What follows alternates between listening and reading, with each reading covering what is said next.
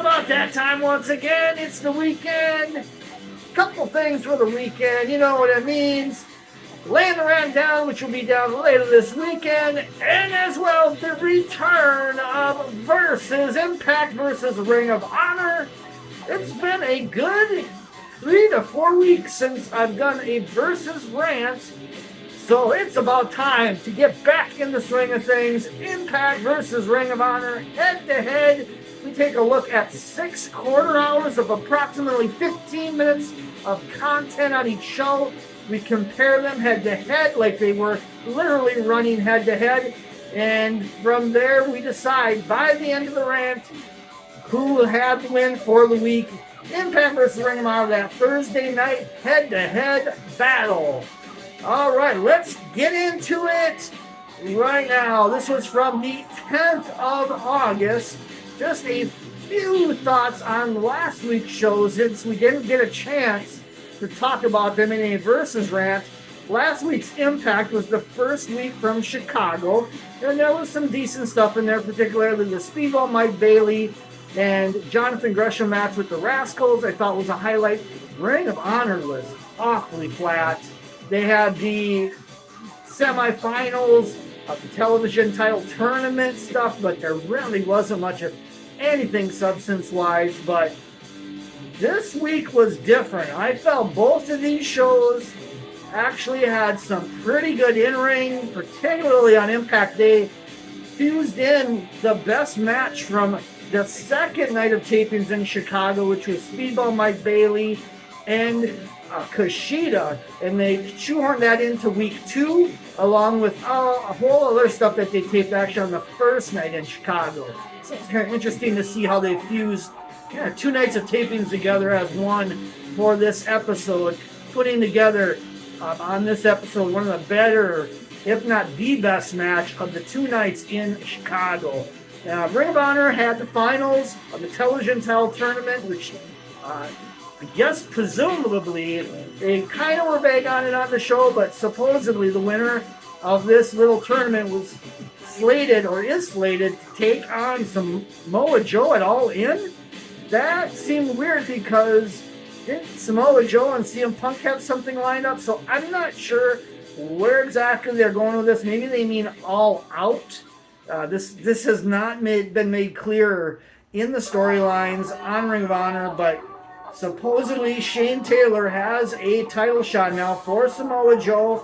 The question is now just when and where this will happen. If I'm a betting person, I'm thinking it's going to happen somewhere in Chicago at the Collision tapings and or something built on there to lead to All Out. I don't know, but at one point, somewhere, somehow, we're getting Shane Taylor and Samoa Joe. So that was the main take from Ring of Honor. Solid, at times, ring work. I'm still really annoyed with this format of Ring of Honor. I feel they could be so much better than this, but it is what it is. Let's get into the head-to-head battle between these 2 companies, starting with quarter hour 1 on Impact, where we had a tag title match, not a tag title match, but the semifinals of a very small tournament with only 4 tag teams in the first place.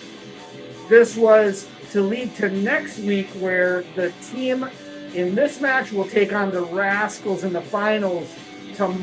Not tomorrow. Boy, I'm all mixed up here. Next week on Impact, in the finals of this tag title contender tournament that determines who faces Subculture at pay-per-view, presumably, at Emergence. So this match was Rich Swann and Sami Callihan actually going over the Bullet Club team of ABC, Chris Bay and Ace Austin. The Good Hands got involved in this one. Thought this was a pretty good match. Speaking from the live perspective, with me being there, right front row ringside, you probably have seen me without the mask. You can probably do the math on where I was, judging by the videos that I took for Wrestling Rants from the show. So do your own decoding on that if you want to see Red Jet unmasked at Impact. But yeah, this was not as good as the Rascals match with Bailey and Gresham. But I thought this was still pretty good. There was a spot at the end, actually near the finish, where Hotch got this like kind of inverted Russian leg sweep thing on Ace Austin, and my goodness, I don't know what got fucked up on this one, but Ace Austin's leg and knee area, like lower leg area, got all kind of pretzeled up in the spine. I hope he's all right. It looked really bad. Just looking back at it on TV, the way that they even actually had the camera angle too was like, yikes. So see where they go with that. But yeah, Good Hands costed ABC. This does lead, I think it's probably not next week, but the week after, they're going to air ABC against the Good Hands on Impact. This is a heads up on that. That was taped in Chicago as well. So in this one, Swan Callahan go over. Over on Ring of Honor in quarter hour one, we had a couple quicker matches as it seems to be the format with Ring of Honor. You get about 3 or 4 minutes a match, and it just is steady. You might get a couple matches in there that are over 10 minutes, and then you have really quick matches that are like within a minute or two. So there's this mix of that, like those 3 types of matches. It seems generally on Ring of Honor. The opener was Dalton Castle over Slim J. This was okay. Got about 5 or so minutes on it. Castle went over. Did an interview in the back with Lexi Nair and Tony Nese. So they were talking about his match upcoming on the show with, of all people, the road agent for AEW, Pat Buck. I have no idea why all of a sudden he's working matches on Ring of Honor. I'm assuming he's having his hand more in Ring of Honor, maybe producing, etc. But this was a weird take. I'll just leave it at that. Also on this quarter hour, the Iron Savages won a squash over Lucky Ali and Brady Pierce. I gotta give quarter hour one to Impact. No doubt that tag match was pretty good, let me say. All right, quarter hour two on Impact. Not a whole lot of meat to this bone in this quarter hour. We had a Coven interview in the back, or promo in the back kind of thing, segment, whatever you want to call it. Santino Marella was there. They were petitioning to get put into the tag title knockouts match at Emergence. At this point on the show, it was just MK Ultra against Giselle Shaw and Savannah Evans announced for Emergence for the knockouts tag title. Well, after this segment, Santino decreed not only is the Coven in because they are granted a rematch, but as well, another team that was petitioning was the Death Dolls. They were in this segment. They wanted it in the match, and they got it. So now that match has changed to a 4-way at Emergence for the Knockouts Tag Championship. MK Ultra basically showed up at the end of this segment and accepted the challenge of all these teams. So there you go. Also, Dirty Dango went over Buckfinder Gajar in this quarter hour segment. From a live perspective, again, this was very flat. It came out very flat on TV. The crowd got into it afterwards as Jake Something showed up and got into it with Dirty Dango and kind of leveled him out of the ring. It was really the only thing of substance on this segment and match. Over on Ring of Honor, Infantry over an interesting guy who just left Impact, Zicky Dice, who's now doing, I guess, glorified squashes on Ring of Honor, and Movie Mike. I'd never heard of this guy. Infantry won this one. I would call it a competitive squash. Layla Hirsch was in the back. Maria talked to her. I guess she's like scouting talent, and Layla Hirsch is one of the talent that Maria's scouting. And then we had a decent little about 5-minute, 6-minute match with Lee Moriarty and Andrew Everett. Moriarty won this one. It was okay, and it probably was the best of anything on either quarter hour for Impact or for Ring of Honor. So I will go Ring of Honor for this quarter hour on that one. Quarter hour 3 here on Impact. We had a lot of promos, a very quick match, and then kind of a significant angle. So let's get into it. Diener did a promo, kind of more of a vignette of sorts, where he was pissed. They aired the thing last week with Eric Young, where you find out that Eric Young obviously didn't die in the storyline, but he kind of resurrected after Diener stabbed him. I guess it was in the face. It was not very clear by the angle. It's kind of a kind of a hokey angle last week, but Dana basically cutting a promo here with Big Con, kind of further challenging Eric Young. This is going to be set up for Emergence. They just haven't gotten there yet on TV with it. I think it's supposed to be a no disqualification match as well. Also, Swinger was interviewed in the back, talking about his Impact World Championship opportunity that he gets, I guess, at some point because he beat Zicky Dice in that Loser League Impact deal. Kenny King came out with Shelton Jean. None of this really made a whole lot of sense. I think there's something on BTI either next week or the week after that kind of ties into something with Kenny King and Swinger. So we'll see where they go with that. Jody Threat won over Alicia Edwards pretty quick in this quarter hour as well. The match was fine. Very quick, to the point. The big thing was afterwards, where Kazarian was out to kind of, I guess, counteract Eddie Edwards at ringside after the match. He kind of leveled Eddie Edwards at ringside and was kind of overseeing him after the finish.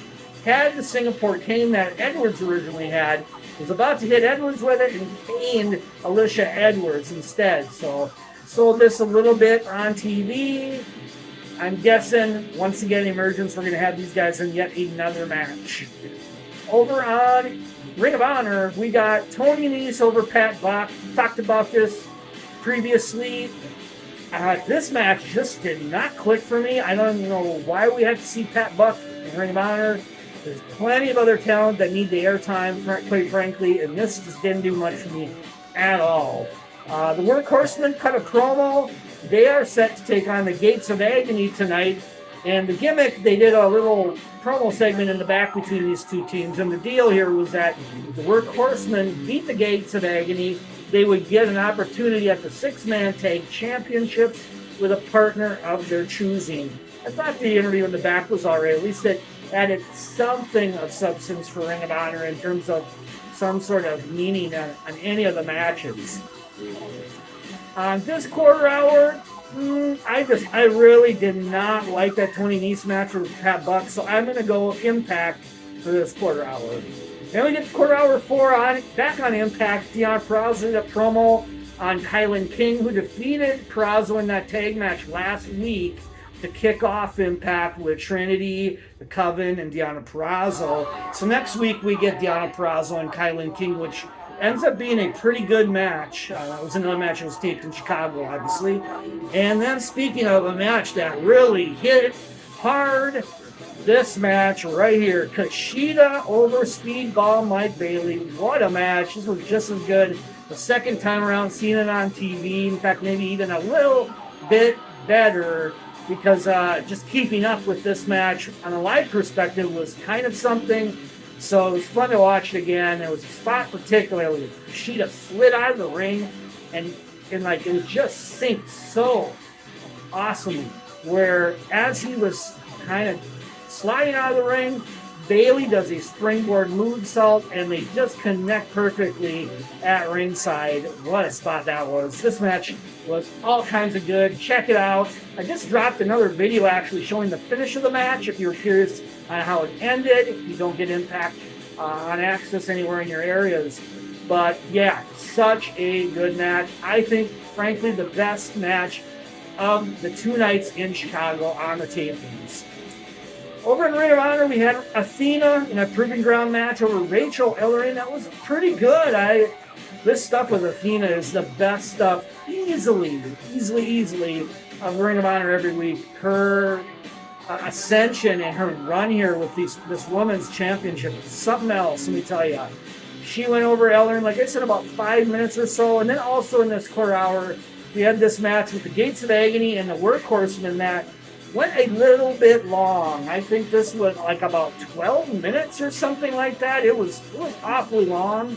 In fact, it probably went over each quarter hour on both of these because Kushida and Bailey was about a 15-minute match as well. Then you had the entrances, etc. This was probably more of like a 20-minute segment head-to-head here, just as a heads up. On both ends, the in-ring was pretty much solid. We had Bailey and Kushida, which was very awesome. We had Gates of Agony and the Workhorsemen, which was pretty solid. Like I said, a little long And Athena and Rachel Ellering was also decent stuff for sure, maybe more than decent actually. I am going to go with Impact for this quarter hour just because that Kushida and Mike Bailey match was something else, let me tell you. Back over Impact, this is the last 2 quarter hours now, so we're at quarter hour 5. Crazy Speed had a sit-down vignette with Tom Halfan where they're kind of doing this like profile. It almost reminds me of like Mankind, Mick Foley back in the day with Jim Ross, where they're trying to break the layers of his character and kind of reveal the real person behind the persona. And what we found out on this segment was that he is actually legally blind. That I did not know. So there was a very interesting vignette with this. And apparently next week we're going to find out who are his supporters in the company as he's gone through some struggles. Also on this quarter hour, Subculture, they showed a title defense from them over in England with Attack Pro Wrestling. And they defended those tag titles. They also had a promo in this one just saying they're more or less looking forward to the next challenge, which is coming up at Emergence versus the winner of Rascals against Swan and Callahan next week. Also, we had another vignette or another segment in this one. No matches in this quarter hour segment. Joe Henry and Yuya Yamura, where they were teasing starting a tag team instead of kind of jarring at each other over the Digital Media Championship. Then they did the runners, as usual, around this time on Impact. Next week's matches. Things set for Multiverse United. That show's coming together really nice with a handful of multi-man and multi-tag team matches. Really looking good on paper. They also announced Team 3D. Devon Dudley is coming back into Impact for the 1000th episode. Coming up here as well. And they did some runners for Emergence. There's a lot of stuff going on in Impact Wrestling right now. Over on Ring of Honor, we had Cole Carter in an interview in the back. Maria accosted him. Again, she's recruiting. She's scouting talent. He's one of them, apparently. Layla Hirsch won a quick match over Angelica Risk. This was a total squash. Maria, again, was watching this from the entrance ramp, so there's a lot going on there with that. Athena cut a promo in the back with Lexi Nair, where she was kind of bullying Lexi Nair and grabbing her and saying, I'm about to break some more porcelain, which was a foreshadowing of something coming up in the last quarter hour segment of Ring of Honor. Then we got to Cole Carter over Rhett Titus as well this quarter hour. And once again, Maria Kanellis was out on the stage recruiting and checking out Cole Carter. I will go Ring of Honor for this one. Just by default, there was just segment upon segment over on Impact. The only thing of really substance in that quarter hour that I thought was good was that Crazy Steve vignette. I thought was pretty decent. So I think at this point now we got, looks like Impact 3, Ring of Honor 2, as we move into the final quarter hour here. Impact had a handicap match main event of Moose, Brian Myers, and Bully Ray over Laredo Kid and Black Taurus. Samurai Del Sol was supposed to be in this match as well. He got taken out in the back by Leo Rush. I really don't know why they did this. I was just as confused watching it a second time as I was at being at it live, where Samurai Del Sol, this was supposed to be his debut match in Impact, and got derailed by a backstage segment with Leo Rush. So it became a handicap match. Generally, the Luchadors were keeping their own in this one, and they were both really over with the crowd, by the way. This is a heavy Latino crowd in Chicago at Cicero Stadium, and they were all about Taurus and Laredo Kid, particularly Taurus. PCO did a run in here, chased off Bully Ray. Became a tag match at that point, and then Moose and Myers did some double team type of maneuvering. Moose got a spear, I believe, on Laredo Kid. Myers pinned Laredo Kid for the win on that one. And then afterwards, they showed Bully Ray leaving Cicero Stadium and took off in like an SUV, and PCO was chasing him down. That was how Impact ended this week. Over on Ring of Honor, it was a couple matches last quarter hour segment. Billy Starks went over Robin Renegade. I thought the match was all right, if not nothing much to it, but it was pretty short, but very painless to watch. The thing out of this was that Athena, after Billy Starks beat Robin Renegade, came out, kind of presumably made the save for Billy Starks, took out both of the Renegade sisters, and then was about to attack Billy Starks, but then kind of second-guessed it. The storyline here is that she wants competition, and by this win, Ian Riccaboni kind of set up Billy Starks as perhaps the next challenger to Athena. So I do wonder if maybe that's going to be taped tonight at the Collision tapings. It's very possible. But Athena did not beat down Billy Starks, teased it, walked away, freaked out Billy Starks. But that's, I guess, the build for the next title defense for Athena. There was talk earlier on the show as well of Layla Hirsch maybe being a possible contender coming up here too. We had Josh Woods promo in the back. Seems like he's breaking away from the varsity athletes thing, which is a good move, I think. And then we had the main event, which was a qualifying final of a small, short TV title contenders tournament. Winner takes on Samoa Joe. They said, I swear to God, on TV at All In, but that makes no sense because Joe is wrestling Punk. Now, unless they put this match on the pre-show for All In, which may be possible, we're getting Shane Taylor and Samoa Joe at some point as Shane Taylor went over Gravity in this match. Kind of a styles clash. I can't say it was a main event style match, but there was some good parts on it for sure. But Shane Taylor goes over, finally getting that match with Samoa Joe, which I'm looking forward to. I actually hope it's in Chicago, either Dynamite or Collision or at All Out that week there in Chicago, because I will be there. And I'm looking forward to that one, let me tell you. Last quarter hour, then I